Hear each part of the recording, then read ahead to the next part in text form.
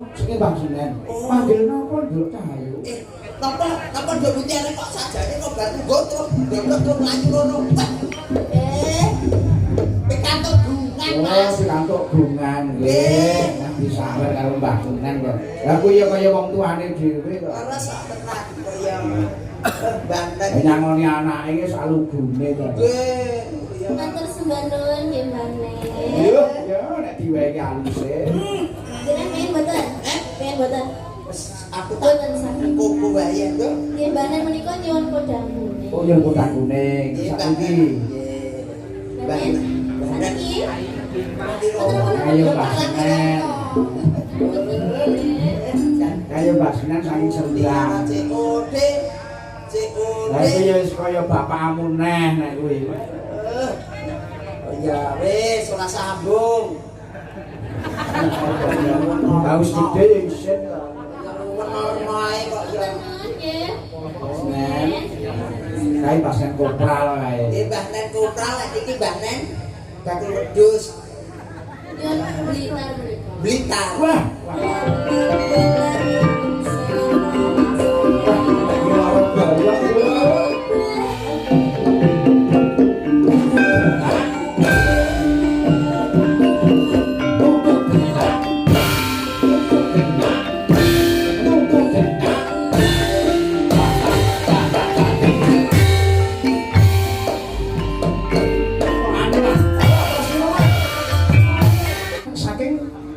Pacitan kaya ngopo jogete kaya ngopo sepak terjane ah walang kakek Nduk yo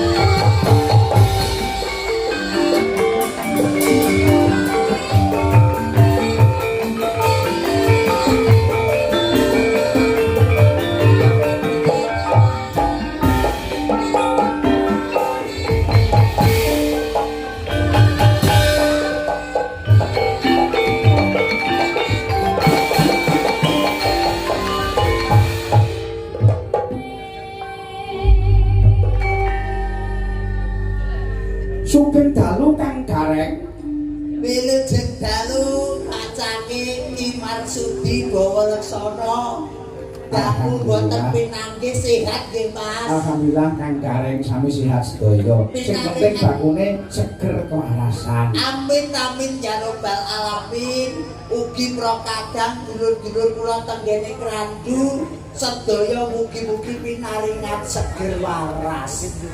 Kula niki dalu menika ujute syukur ngarsanipun Gusti Kang Maha Agung kebak ing kamulyan menika panjenenganipun Rama Jemani anggenipun tasakuran menika temu wahyuning jodoh Mas. Temu wahyuning jodoh sepisan kanggo saklawase muga-muga dados keluarga ingkang sakinah mawaddah warahmah. Amin amin amin Kang Gareng. Jan ruang sapuran kok 2000 mawon kali jenengan kangen kula mboten umum. Nggih. Gara-gara lombok larang wayangan ya arang-arang. Gara-gara parine larang tanggapan yo arang-arang. Namung ndedonga mugi-mugi sedulur sedaya kathah rejeki Allahumma. Amin. Panjang yuswa Allahumma. Amin. Kuat sehat selamat Allahumma. Amin. Ngoten iki lho Mas. Mulakno dulur Krandu niku ngangeni lek teng kula nggih Mas nggih.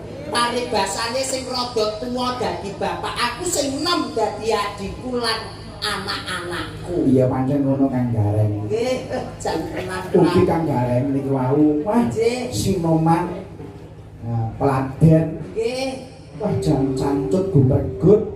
Wong tenang. Rukun, wah jan cacek.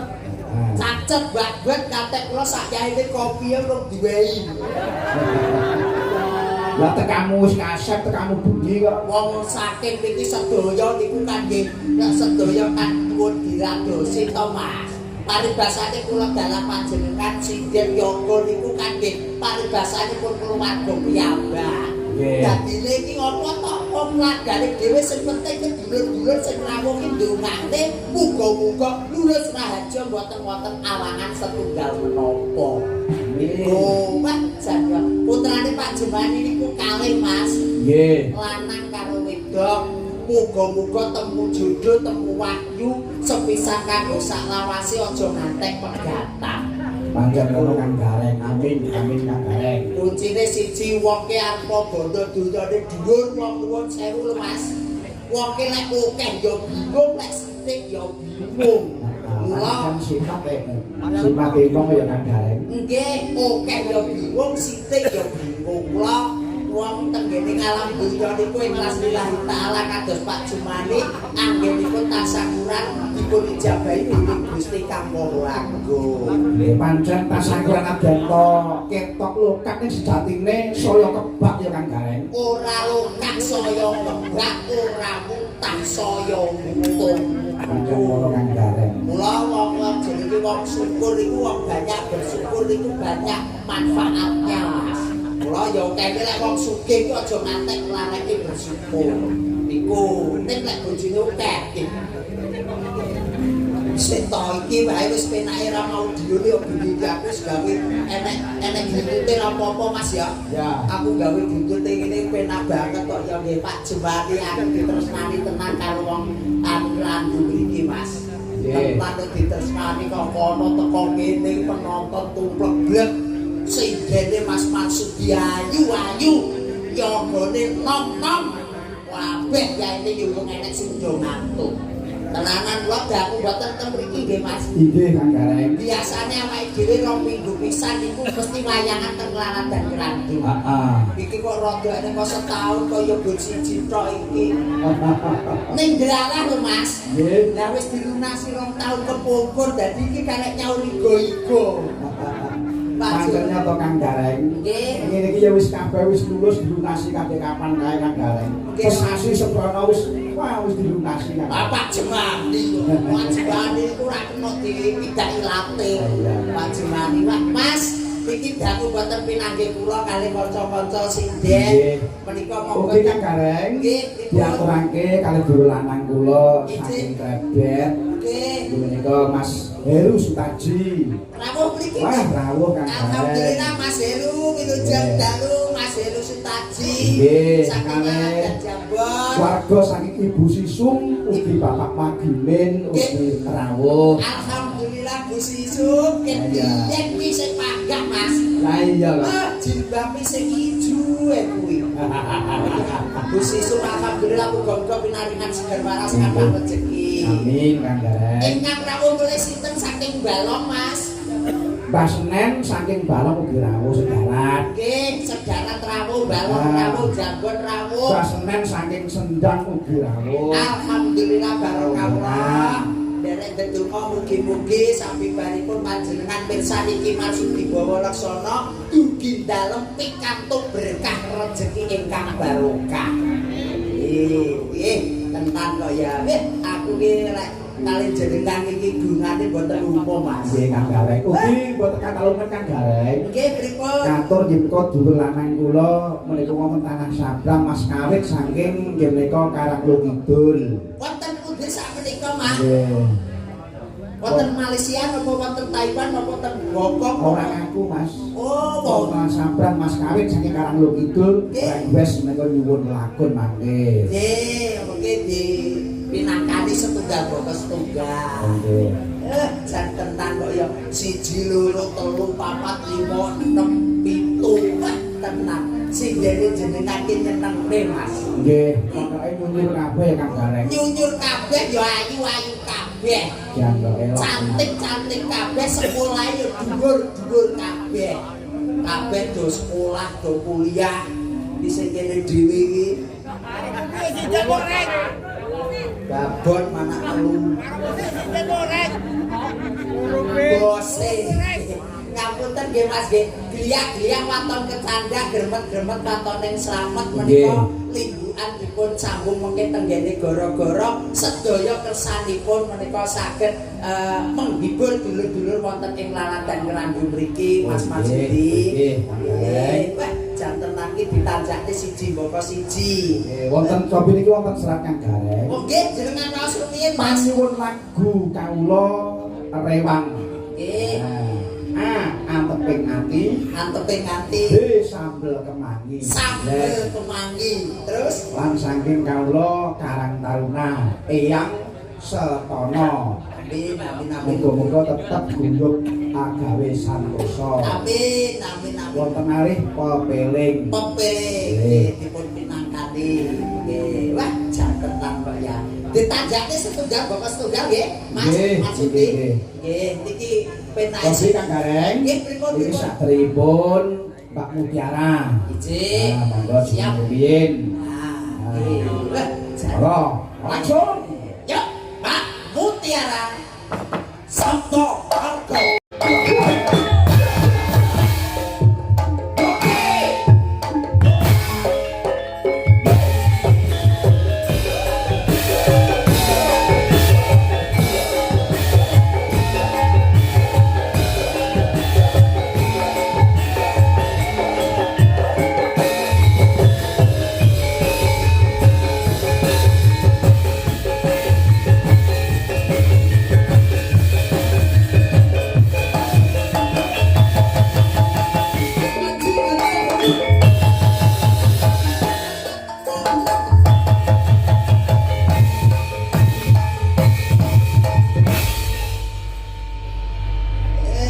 Jangan yuk ngomong asik karo Pakku dhewe.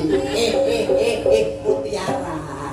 Mutiara bapak lenggah wonten mriki.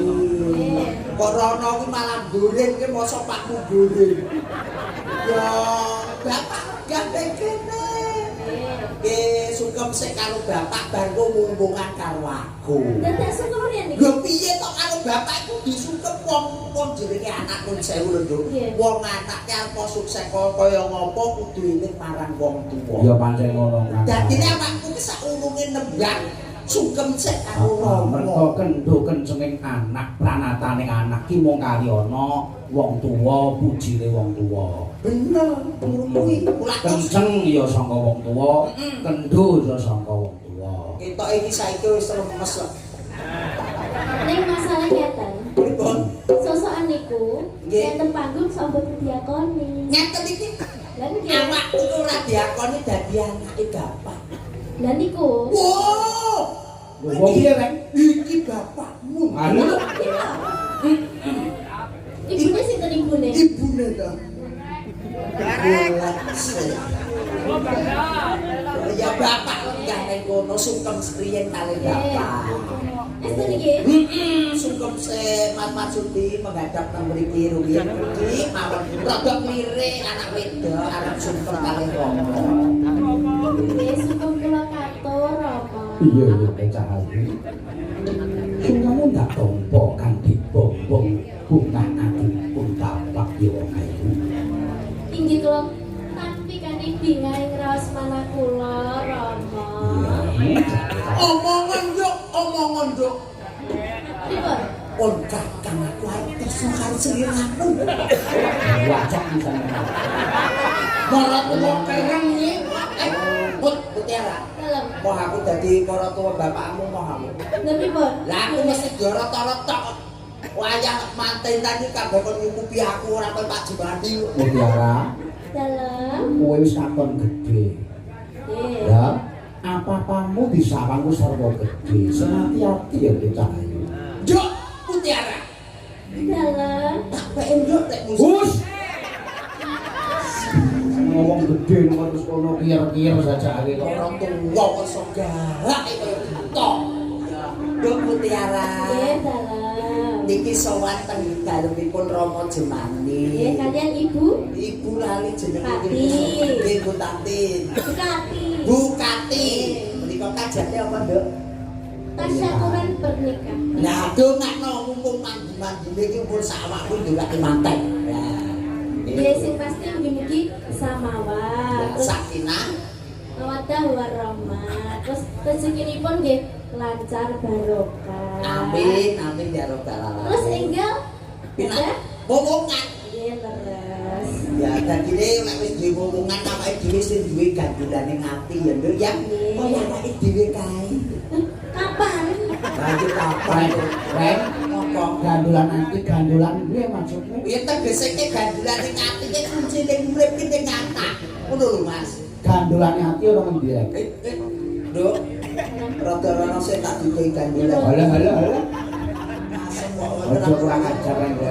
Nggih, ayo biak-biak wae dhewe nyambut gawe terus ki gawe lelagon sing jumbo karo kawontenan. Nggih. Lagune apa? Coba Kang Gareng. Iki kula nyuwun cocok karo swasana. Nggih. Kelinci ucul. Kelinci muncul. Niki mugi kula aturaken wau wonten sing nyuwun sesideman terus Nggih. kuning, Ya. Kanolo. Heeh. Niku saking Mas Udin Etan Puskesmas, wau sampun TF. Maksudnya lah. Nggih sampun enten sing masuk. Oh, tempe awakmu. Nggih. Aku njaluk. Nggih dene saged dipendhet. Oh, awakmu iki ngomong ya.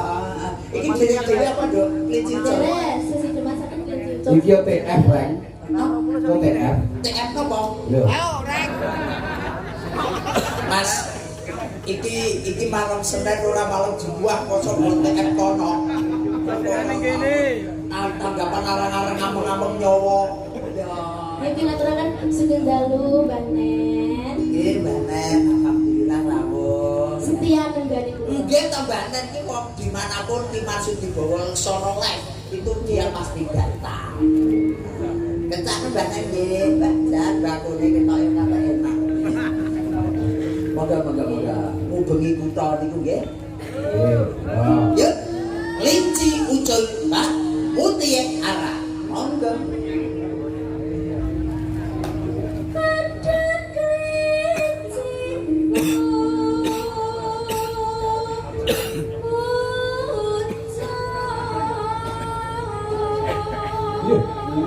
Kira-kira. Adani kok bocah lek iki mesti swarane mesti kepenak. Andungane gede kok.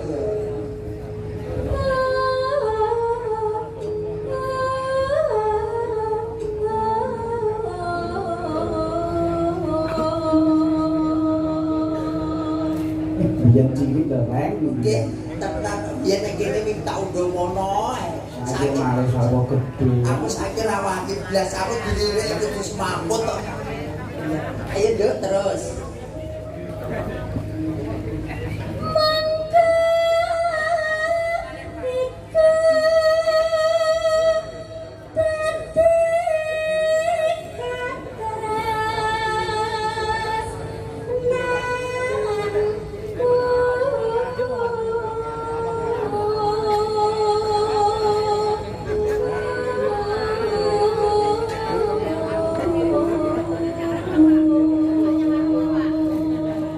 Banjur mriki nggone rawuh ngaturaken wilujeng rawuh, wilujeng bersani. Terus lho.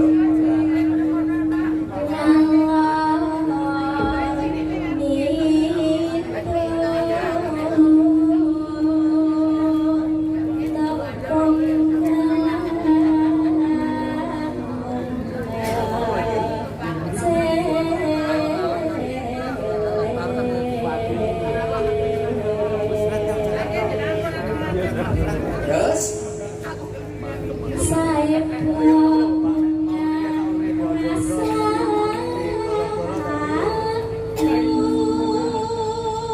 iya. Aku jangan tanya pakai lo gitu. Tak cetot-cetot wingi. Terus Aku ora nyetok.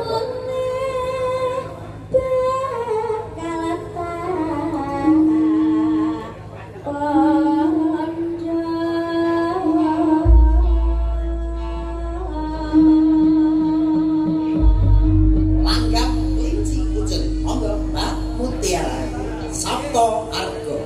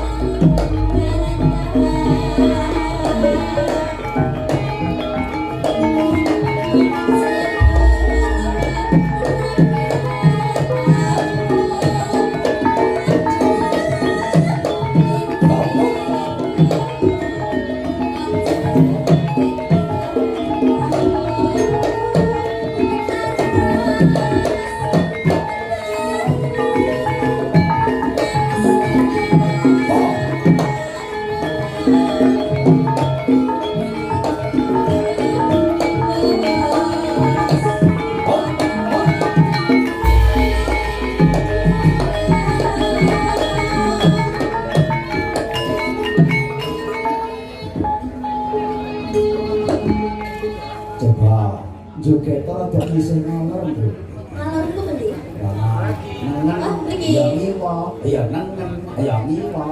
Oh, mriki kuatan ternyata.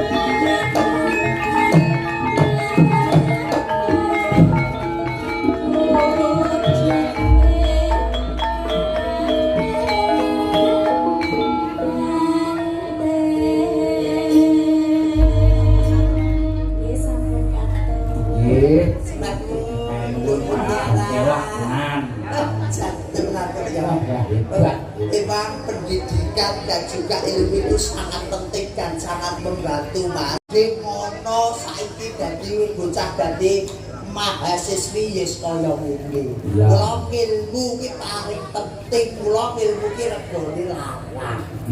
Iki kula aja latak diposprakne kaya jaman biyen. Bocah SD terus diplayakne ning luar negeri. Saiki dari kuliah ben dhuwur, sekolahe ben pinjul, iso golek rezeki. Ya pancen ngono kan Kang. Mula titip kelingku karo anak-anakku yen pancen isih golek ilmu. Iki Golek kepinteran, aja keganggu pacaran. Bapak, Romo, Ibun, niki wonten panggilan. mau panggilanipun? panggilan ngono apa? Saking biasane. Oh, sing Bang Sinen. Panggil napa Nduk Cahayu? Napa ndok mutiare kok sajane kok baru nggo terus ndok mlayu ngono.